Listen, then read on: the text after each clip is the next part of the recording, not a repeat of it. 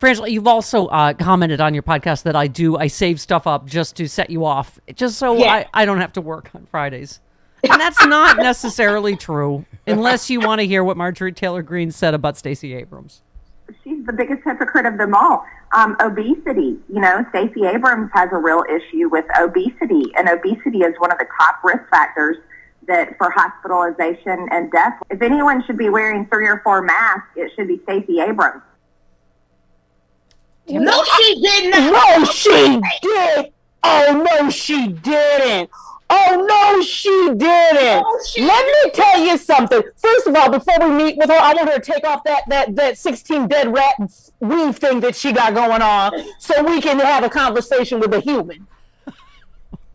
No. You know what? Yes. But that goes to show you just how desperate they are. That's right. When they start coming for you, your physicality. Standing next to Trump.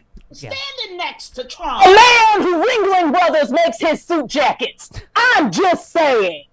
I mean, and they're all clowns. They're all clowns coming out the clown car.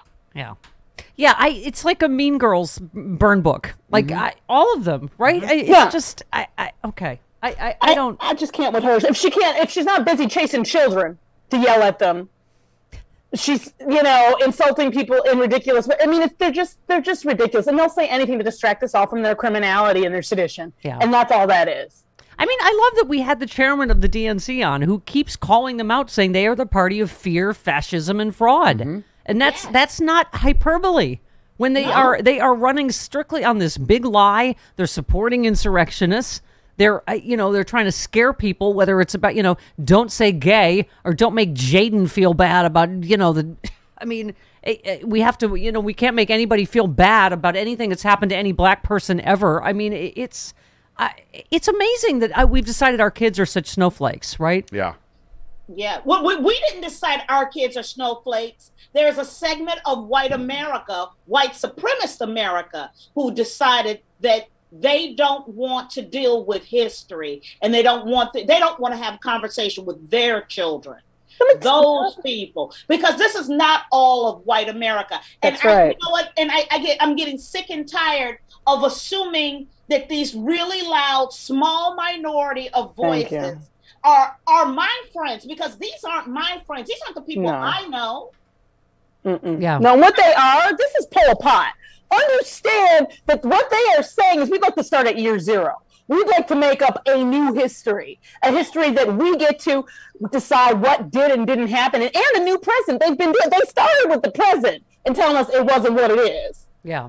Yeah. Well, I mean, and now they're moving to erase the past. I've been saying, isn't some of history supposed to make you feel bad? Aren't we supposed to feel bad about the Holocaust and what happened to Native Americans and slavery? And I mean,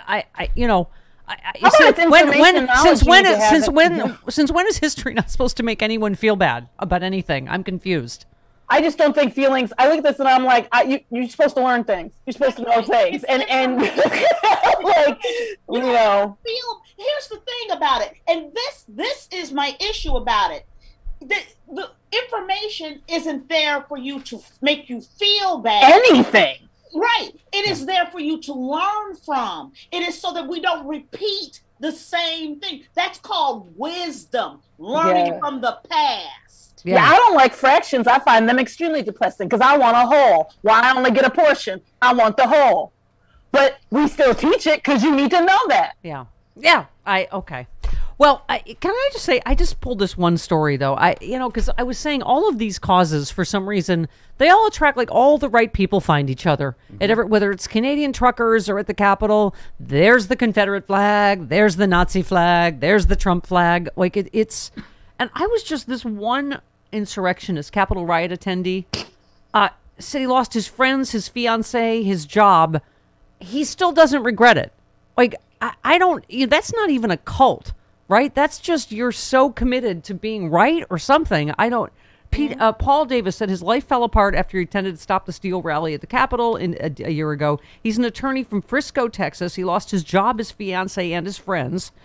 He said, everything I worked hard for 10 years evaporated overnight. In my mind, I didn't do anything wrong, though. I didn't cross any boundaries.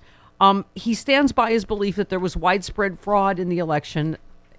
Blah, blah, blah. At the time, I felt what I did is right. I don't regret going in Boston. At the time, I don't think I did what I thought it was right. I don't regret because I just feel like it was really part of God's plan for my life.